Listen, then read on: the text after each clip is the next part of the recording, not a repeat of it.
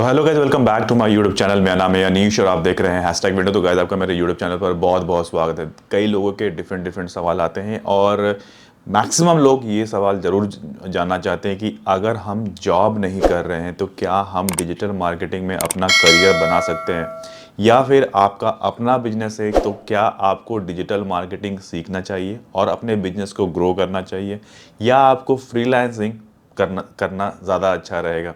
आज हम इसी के ऊपर बात करने वाले हैं डिटेल में। क्या क्या सा स्टेप्स है जो कि आपको फॉलो करना चाहिए और क्या क्या स्किल्स हैं जो आपको आने चाहिए। तो चलिए स्टार्ट करते हैं ये वीडियो। देखिए, अगर आप डिजिटल मार्केटिंग में आप कदम रख दिया है और आप अच्छे स्किल्स आपने सीख लिए हैं, मतलब आप डिजिटल मार्केटिंग में जब आपने कोर्स किया होगा या फिर आपने ऑनलाइन कोर्स किया होगा, कुछ भी किया है, बट अपने स्किल्स को पहचानना बहुत ज़रूरी है कि आपको एसीओ में जाना है या आपको सोशल मीडिया में जाना है या गूगल एडवर्ड में जाना है। आपको किस प्रोफाइल में अपना करियर सेट करना है। कई लोग बोलेंगे नहीं, मेरे को ना इन सारी चीज़ों पर मुझे कमांड चाहिए। अब इन सारी चीज़ों पर अगर आपको कमांड चाहिए तो आपको मेहनत भी उसी हिसाब से करना पड़ेगा। आपको डिजिटल मार्केटिंग में थोड़ा टाइम ज़्यादा लगेगा, क्योंकि जब तक कोई चीज़ आप करेंगे नहीं तब तक आप वो चीज़ सीखेंगे नहीं। कोर्स करना अलग बात है और डिजिटल मार्केटिंग में ऑन द जॉब रह के उस चीज़ों को इम्प्लीमेंट करके सीखना अलग बात है। ठीक है। तो जैसे जैसे आप कोई चीज़ अगर इम्प्लीमेंट करते हैं और वो चीज़ करना चालू करते हैं, तब आप उन जो प्रॉब्लम्स है ना वो फेस करते हैं और तब जाके एक अच्छा एक स्किल्स ना आपके अंदर आता है उस चीज़ को लेके। जो नेक्स्ट स्टेप आता है वो आता है आपका पोर्टफोलियो बनाना। आपको अपना पोर्टफोलियो बहुत ही अच्छे तरीके से डिज़ाइन करना पड़ेगा कि आखिर आपने कोर्स कहाँ से किया है, आपको क्या क्या चीज़ें आती है, आपका कोर कंपटेंसी किस चीज़ में है। आपको एसीओ में बहुत अच्छा है आपका, आप सोशल मीडिया में आप बहुत अच्छे हो, या फिर गूगल एडवर्ड या पेड कैंपेन को लेके आप बहुत ही ज़्यादा अच्छे हो। किस तरह के सर्विसेज में आपका कोर कंपटीशन है, मतलब कि आप कौन सी चीज़ है जो सबसे अच्छा आप कर सकते हैं डिजिटल मार्केटिंग में। उन सब चीज़ों को आपको हाईलाइट करना है। अगर आपने कोई सर्टिफिकेशन ली हुई है कहीं से तो उसके बारे में आपको अपने पोर्टफोलियो में ज़रूर मेंशन करना है। आपको दिखाना है कि आपको ये सारी क्वालिटी आपके अंदर है। अगर कोई पर्टिकुलर सेक्टर पे आपने कुछ काम किया हुआ है, जैसे समझ लीजिए ट्रैवल इंडस्ट्री में आपने एक बहुत ही अच्छा काम किया है, आपने बहुत सारे कीवर्ड्स पे काम किए हैं और आपने अच्छे रिजल्ट्स लिए हैं, तो उसे वहाँ पर पोर्टफोलियो में ज़रूर मेंशन कीजिए। कितने तरह के डिफरेंट इंडस्ट्री में पे आपने काम किया है, वो बहुत मैटर करता है डिजिटल मार्केटिंग में। समझ लीजिए मेरे पोर्टफोलियो में एविएशन भी है, उसके अंदर होटल मैनेजमेंट भी है, आपका ट्रैवल भी है, आपका प्रोडक्ट एंड सर्विसेज को लेके भी है, टेलीकम्युनिकेशन भी है। क्योंकि क्लाइंट जानना चाहता है कि क्या आपने जो मेरा कोर है, समझ लीजिए होटल इंडस्ट्री है, तो क्या होटल इंडस्ट्री से रिलेटेड आपने कोई प्रोजेक्ट पहले हैंडल किया है या नहीं किया है। अगर किया है तो कौन सा किया है, उसके कैसे रिजल्ट्स आए। तो वो एक तरह से आपका बेंचमार्क बन जाता है और वो चीज़ें आपको ना आपके लिए बहुत ज़्यादा हेल्पफुल होती है, क्लाइंट के लिए भी होती है। तो इसलिए अपना ये स्किल्स अपना पोर्टफोलियो में ज़रूर मेंशन कीजिए। थर्ड और जो बहुत ज़रूरी चीज़ है, अगर आपके पास सोशल मीडिया का प्रोफाइल है तो उस पर एक्टिव होना बहुत ज़रूरी है।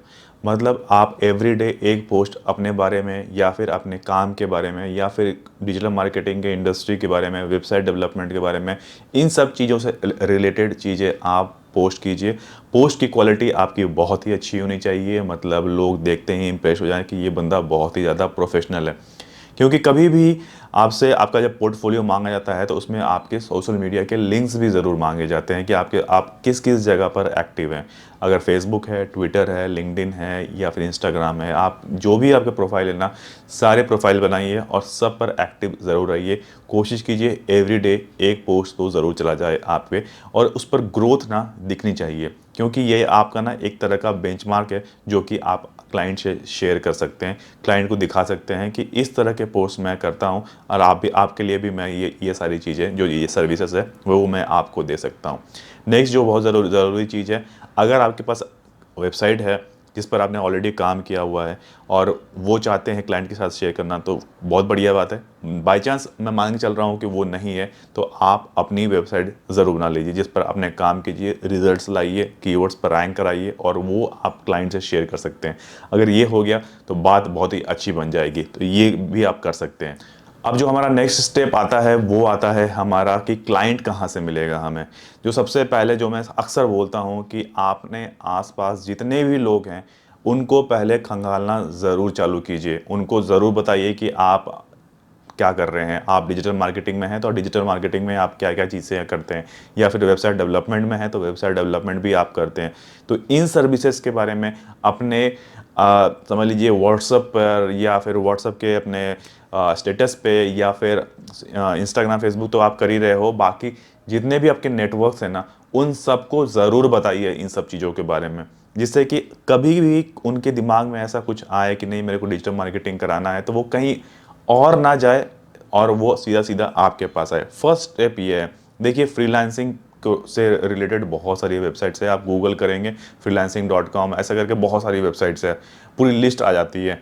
आप अगर गूगल करेंगे तो आपको सारी लिस्ट मिल जाएगी। आप उस पर जाके अपना प्रोफाइल ज़रूर बना लीजिए।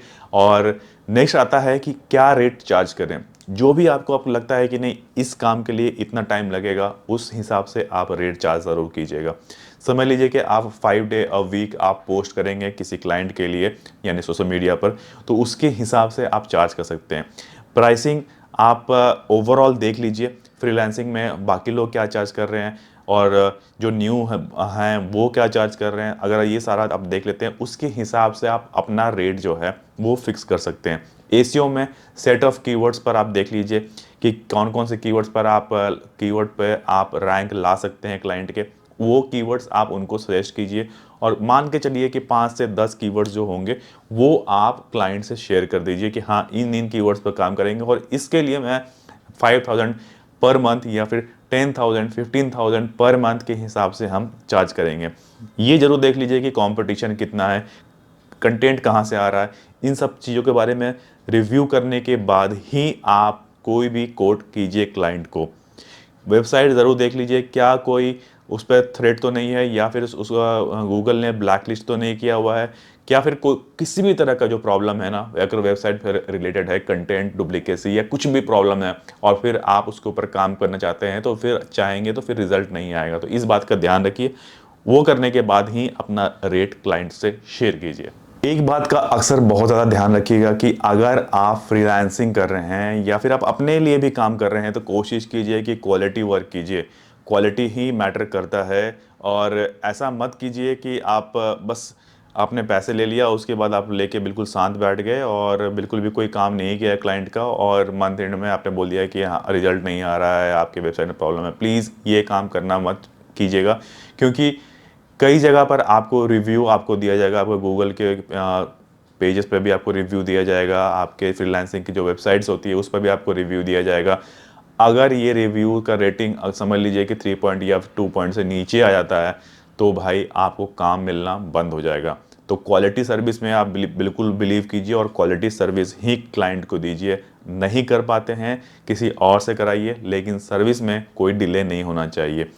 आप every month first week of the every month आपको क्लाइंट को रिपोर्ट ज़रूर भेजना है।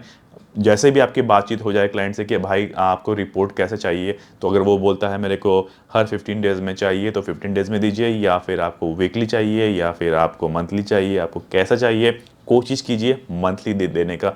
अगर आप वीकली और 15 डेज़ के चक्कर में पड़ेंगे तो बहुत परेशानी हो जाएगी।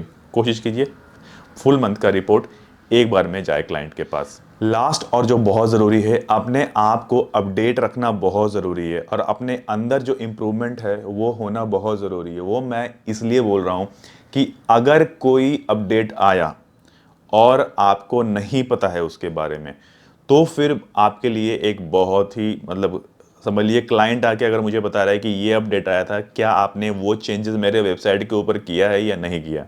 आप बोल रहे हैं कि अच्छा ये इसके बारे में तो मुझे पता ही नहीं था।